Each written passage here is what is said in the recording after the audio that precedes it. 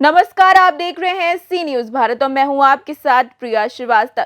सी news में वक्त हो गया है न्यूज बुलेटिन का। इस न्यूज बुलेटिन में हम जानेंगे सरकारी कर्मचारियों की कूटरचित आईडी बनाकर जीपीएफ के नाम पर राजकीय धन का गबन करने वाले 5 अभियुक्त कहां गिरफ्तार हुए और कहां एंटी रेबीज का इंजेक्शन लगाने के नाम पर एक सरकारी कर्मचारी के रिश्वत लेने का वीडियो वायरल हो गया है। इन सभी खबरों पर विस्तार से चर्चा होगी इस न्यूज बुलेटिन में। अब दिमाग के रोगों के लिए ताज नगरी के वासियों को नोएडा और दिल्ली इलाज करने के लिए नहीं जाना पड़ेगा। ब्रेन हैमरेज, न्यूरो सर्जरी और एक्सीडेंट ट्रॉमा के इलाज के लिए doctor SK Gupta Prabha hospital में 1 अप्रैल से ओपीडी करेंगे। हॉस्पिटल के निदेशक डॉक्टर बीके सिंह ने बताया कि ब्रेन हैमरेज और न्यूरो सर्जरी के इलाज के डॉक्टर एसके गुप्ता ओपीडी के माध्यम से हमेशा उपलब्ध रहेंगे। उन्होंने बताया कि ब्रेन एंजियोग्राफी, न्यूरोवास्कुलर सर्जरी और एन्यूरिज्म प्रणाली के माध्यम से वो रोगियों का इलाज करेंगे। उन्होंने कोरोना से बचाव के लिए वैक्सीन लगवाने की भी अपील की। ओपीडी किस तरह की ओपीडी है? Doctor SK Gupta MCh neurosurgery जो हमारे हॉस्पिटल में अपनी सेवाएं प्रदान करेंगे 1 अप्रैल 2021 से। मुख्य विशेषता ये है कि ये वो कार्य करेंगे जो अभी तक हम लोग आगरा में नहीं कर रहे थे, जिनके लिए मरीजों को दिल्ली भेजना पड़ता था। जैसे कि किसी को ब्रेन हेमरेज हो जाए, किसी तरह का स्ट्रोक हो जाए, ब्रेन की नस ब्लॉक हो जाए, तो उनके लिए हमारे आगरा में कोई व्यवस्था नहीं थी। जैसे हार्ट में एंजियोग्राफी करते हैं, वैसे ही ये ब्रेन की एंजियोग्राफी करके उस नली को खोलते हैं, अगर बस्ट हो गई है तो उसको ब्लॉक कर देते हैं ताकि ब्लीडिंग हो जाए। इस तरह की सर्जरी को इंटरवेंशनल न्यूरो सर्जरी कहते हैं, जो अब हमारे आगरा में उपलब्ध हो जाएगी बहुत प्रतिशत। कितने बजे तक बैठेंगे? क्या इनकी ओपीडी प्रवाह में शुरू हो रही है 1 तारीख से, 1 अप्रैल से, और इनका बैठने का टाइम होगा 10 बजे से लेकर के 2 बजे तक। आगरा से सी न्यूज संवाददाता अनुज उपाध्याय की रिपोर्ट। बदायूं जिले के सामुदायिक स्वास्थ्य केंद्र सहसवान पर एंटी रेबीज का इंजेक्शन लगाने के नाम पर एक सरकारी कर्मचारी से रिश्वत लेने का वीडियो तेजी से वायरल हो रहा है, जिसमें वो कर्मी कथित रूप से एक शख्स से एंटी रेबीज का इंजेक्शन लगाने के नाम पर रुपए लेता हुआ नजर आ रहा है। ये वीडियो बदायूं जनपद के सामुदायिक स्वास्थ्य केंद्र सहसवान में तैनात फार्मासिस्ट का है, जो एंटी रेबीज का इंजेक्शन लगाने के नाम पर एक शख्स से रुपए लेने के बाद इंजेक्शन लगाता है। वीडियो वायरल होने पर स्वास्थ्य विभाग के अधिकारियों में हड़कंप मच गया है।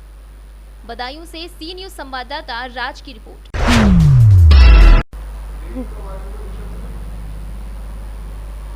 फर्जी आईडी और कूट रचित ढंग से एक गिरोह बनाकर कर्मचारियों से ठगी करने के आरोप में पुलिस अधीक्षक शैलेश कुमार पांडे के निर्देश पर अरुण कुमार वर्मा पुत्र स्वर्गीय मोहनलाल निवासी ग्राम भरबलिया, बुजुर्ग आजाद चौक, थाना रामगढ़ ताल, जनपद गोरखपुर, अकाउंटेंट चकबंदी विभाग गोरखपुर, राजेश पाठक पुत्र केदारनाथ पाठक निवासी ग्राम कोल्हमपुर, विशेन पचकौली, थाना नवाबगंज, लेखपाल हरैया तहसील बस्ती, नानमून मौर्य पुत्र राम केवल मौर्य निवासी गेड़सर मुरावन पूर्वा, थाना वजीरगंज, जनपद गोंडा, अरुण श्रीवास्तव पुत्र रामलोचन श्रीवास्तव, थाना गोंडा, जो एजेंट एसबीआई लाइफ इंश्योरेंस, और प्रदीप दुबे पुत्र दुर्गा प्रसाद दुबे निवासी पूरी पुरसदा पोखरा, थाना तरबगंज, जनपद ग्राहक सेवा केंद्र का संचालक था, जिससे और अन्य से कुल 26,75,000 नगद और 4 खातों में 1 करोड़ 32 लाख रुपए फ्रीज कराए गए।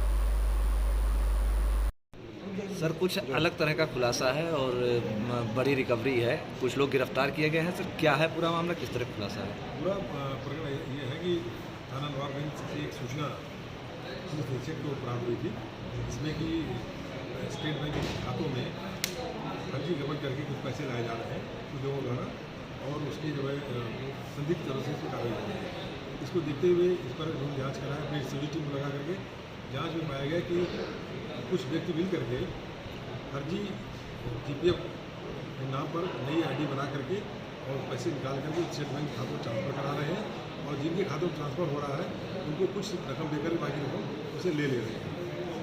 ये जब खुलासा हुआ इसमें मुकदमा कायम किया गया। मुकदमा कायम करने के बाद 5 लोगों को गिरफ्तार किया गया, जिसमें कि अरुण वर्मा गोरखपुर में चकबंदी कार्यालय उनमें बाबू है, और साथ में एक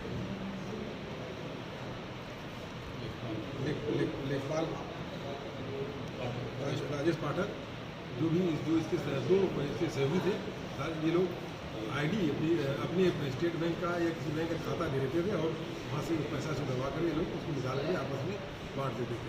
इस तरह से 5 लोगों को गिरफ्तार किया गया और लगभग 11 करोड़ की जो भी हमारे पास है, जिसमें कि मकान, उनकी ज़मीनें और नगद पैसे भी और बैंक में जमा हुए पैसे भी। सर कुछ कैश कितने बिल बना के घोटाला का काम चल रहा था? इसमें यह था कि ये फर्जी आईडी क्रिएट करते थे। आईडी क्रिएट करके उसके जो है जीपीए के नाम पर पैसा निकाल देते थे। एक बार में 7 से 8 या 9 लाख निकालते थे। 10 लाख से ऊपर निकालने पर बैंक से पूछताछ हुई, से बचने के लिए 9 लाख निकालते थे और उसको जिस अकाउंट में ले जाते थे उससे कुछ पैसा दे करके बाकी से निकाल लेते, आपस में बांट देते। कई वर्षों से कार्य कर रहे हैं। जैसे मैंने बताया कि अब तक 11 करोड़ तक का ब्यौरा दिया उन्होंने, लेकिन ये काफ़ी और बड़ा हो सकता है। कैश की कितनी रिकवरी हुई है सर? कैश की रिकवरी 26,75,000 कैश रिकवरी है और 1 करोड़ 1.5 करोड़ के आसपास जो है उनके बैंक के खाते सीज कराए, जिसमें पैसा पर मौजूद है। कुछ सामान भी बरामद हुआ? सामान में जो है कि एक ज्वेलरी शॉप भी सीज किया गया है, जिसमें गोरखपुर में वो रखा था और साथ में लैपटॉप और इसमें लैपटॉप है, मोबाइल फ़ोन है और डेस्कटॉप है और कर्मचारियों में आईडी हो रही फर्जी आईडी मिली। कितने लोगों को सर टोटल इसमें मुकदमा दर्ज किया गया है या कितने लोगों के खिलाफ कार्रवाई की गई? 5 लोगों को गिरफ्तार किया गया है, जिसमें गोरखपुर से जो मंडी का बाबू है और राजेश पाठक और साथ में 3 अन्य सहयोगी, जिनके खातों में पैसा है, जो सहयोग कर रहे थे, जो ग्राहक सेवा केंद्र चलाने वाले नानू हो रहे हैं। सर क्या कुछ और जिलों में ये जालसाजी का जो है धंधा और भी जिलों में चल रहा है इनका? अब इसको अभी गंभीर जांच की जा रही है। गोंडा से सी न्यूज संवाददाता डॉक्टर कल्पराम त्रिपाठी की रिपोर्ट। जमीयत उलेमा हिंद के जिलाध्यक्ष मौलाना मोहम्मद आमिर कासमी के नेतृत्व में आज बिसाती बाजार की मस्जिद में एक मीटिंग का आयोजन किया गया। मीटिंग का उन्वान दहेज की लानत से लोगों को बचाने के साथ साथ शादी विवाह में फिजूल खर्च पर रोक लगाने के लिए रहा। मीटिंग में झांसी शहर की सभी मस्जिदों के इमाम, सारे मुफ्ती हजरत और दानिश्वर लोग मौजूद रहे। इस मौके पर मौलाना मोहम्मद आमिर कासमी ने कहा कि जमीयत आज़ादी से लेकर अब तक देश हित में कार्य करती चली आ रही है और अब जमीयत उलेमा हिंद ने मुस्लिम समाज में फैली हुई गंदगी को दूर करने के लिए एक विशेष अभियान चलाने का मन बनाया है, जिसके अंतर्गत दहेज जैसी प्रथा को समाज से समाप्त करने की कोशिश की जाएगी। इस मौके पर शहर काजी मुफ्ती मोहम्मद साबिर कासमी, मोहम्मद असद नूर, अहमद मंसूरी एडवोकेट और याकूब अहमद मंसूरी एडवोकेट मौजूद रहे। संचालन मोहम्मद हनीफ नदवी ने किया। ये प्रोग्राम जमीयत की तरफ से इस्लाह मुआशरा का प्रोग्राम है। जो जहेज़ के नाजायज़ लेन देन से जो बच्चियाँ ख़ुदकशी कर रही हैं उनकी रोकथाम के लिए और जो ब्याह शादी के अंदर खड़े होकर खाने हो रहे हैं, नाजायज़ इसराफ फजूल खर्ची हो रही है, उनको रोकने के लिए ये प्रोग्राम है कि उसको रोका जाए और जो गैर ज़रूरी काम है, जो फजूल खर्चियाँ हो रही हैं, उनसे लोगों को मना किया जाए। तो क्या जिन शादियों में डीजे या दहेज वगैरह की बात होगी वहाँ क्या फैसला किया आप लोगों ने, क्या रहेगा? उनको ज़ज्र तौबीक के लिए डांट के तौर पर उनको इस बात की अहमियत दिलाई जाएगी कि डीजे और बैंड बाजा शरीयत के अंदर, इस्लाम के अंदर हराम है और उनके घरों शादी ब्याह में खाना नहीं खाएं। जो बाकी उनको सख्ती को अहमियत दिलाने के लिए इस बात की कहा जाए उनसे कि हम निकाह नहीं पढ़ाएंगे, हमारे जिम्मेदार हैं और उनके तौबा तिल्ला पर उनको मजबूर किया जाए कि हम आइंदा ऐसा नहीं करेंगे। जब वो इस बात का इकरार कर लें तो उसके बाद तो उनका निकाह पढ़ा दिया जाए। जमीयत इमामों की तनख्वाह को लेकर कोई मसला आप लोगों ने तय किया यहाँ पर? हाँ, हम सोचेंगे इस बारे में और हम एक बैतुल माल बनाने जा रहे हैं कि जिन इमामों की तनख्वाह या मुअज्जिनों की। झांसी से सी न्यूज संवाददाता राजीव सक्सेना की रिपोर्ट। जनपद ललितपुर तहसील मेहरौनी में भारतीय जनता पार्टी के 4 साल बेमिसाल के उपलक्ष्य में एक प्रोग्राम रखा गया, जिसमें मुख्य अतिथि के रूप में मनोहर लाल पंथ उर्फ मन्नू कोरी राज मंत्री विधायक भी हैं।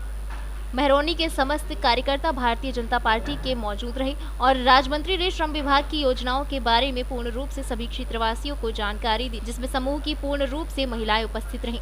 राजमंत्री ने सीएससी मेहरौनी में शौचालय का काम पूर्ण रूप से तैयार हो गया है और उन्होंने फीता काट कर लोक निर्माण किया। राज्य मंत्री मनोहर लाल जी पंत आज जो यहाँ पर 4 साल बेमिसाल के अंतर्गत कार्यक्रम रखा गया है, क्या कहेंगे इस उपलक्ष्य में?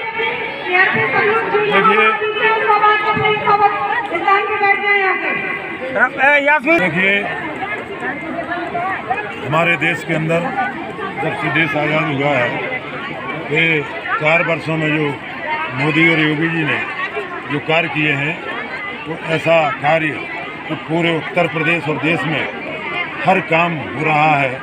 और ऐसे हो रहा है जैसे ये कोरोना आया, भी कोरोना का 1 साल निकल गया, नहीं तो और ज़्यादा काम होते। हर जगह जो है आपका सैदपुर में हमारी मेहरनी विधानसभा में है, वहाँ पर डिफरेंट कार्य जो काम हो रहा है और बल्क पार्क बनने जा रहा है सैदपुर में, उसके लिए। और पुल बना हुआ, 4 पुल बन गए हैं, वो भी मालूम है, और बनने जा रहे हैं। जो कमी है वो भी पूर्ण होने जा रही है। और हर जगह शौचालय, आवास और विद्यालय और आवास और अटल आवासीय विद्यालय ऐसे, और 4 साल बेमिसाल का काम हुआ है। मोदी और योगी वो काम करके दिखा रहे हैं कि ऐसा काम कभी नहीं हो पाए।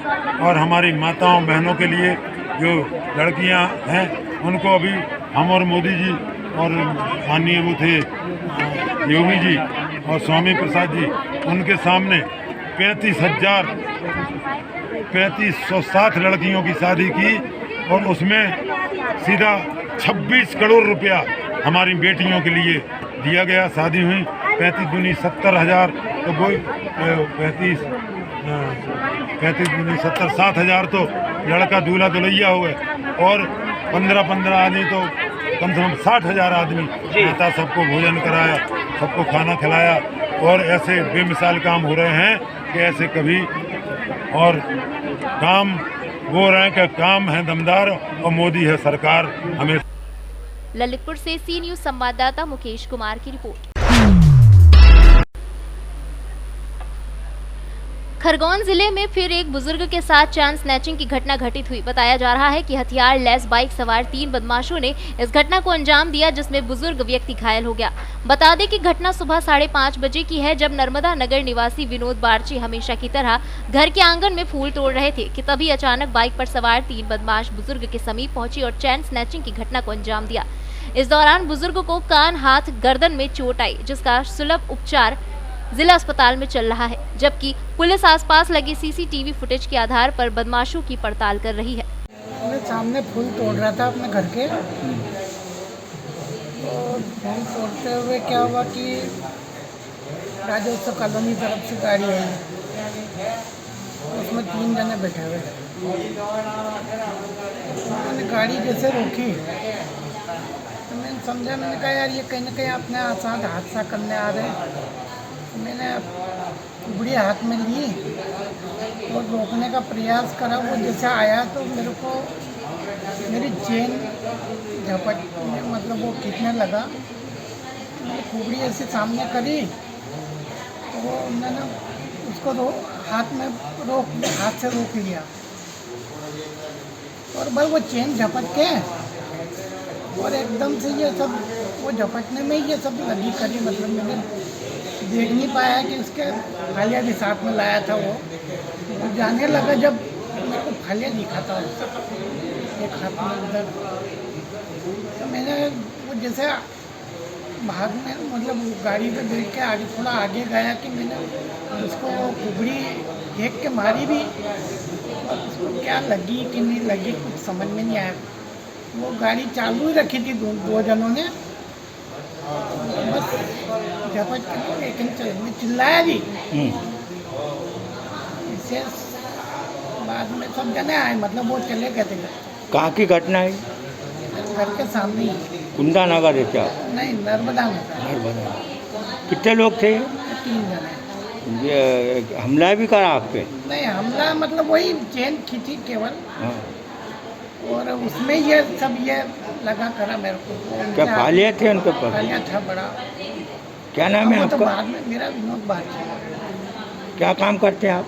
मैं कोर्ट में मुंशी हूँ, तारे वकील साहब का मुंशी हूँ, टाइपिंग का काम।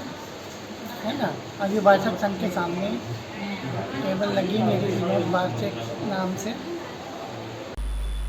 खरगोन से सी न्यूज संवाददाता प्रकाश प्रजापति की रिपोर्ट। इस न्यूज बुलेटिन में फिलहाल के लिए इतना ही। देश दुनिया की बाकी खबरों के साथ बने रहने के लिए देखते रहें सी न्यूज भारत।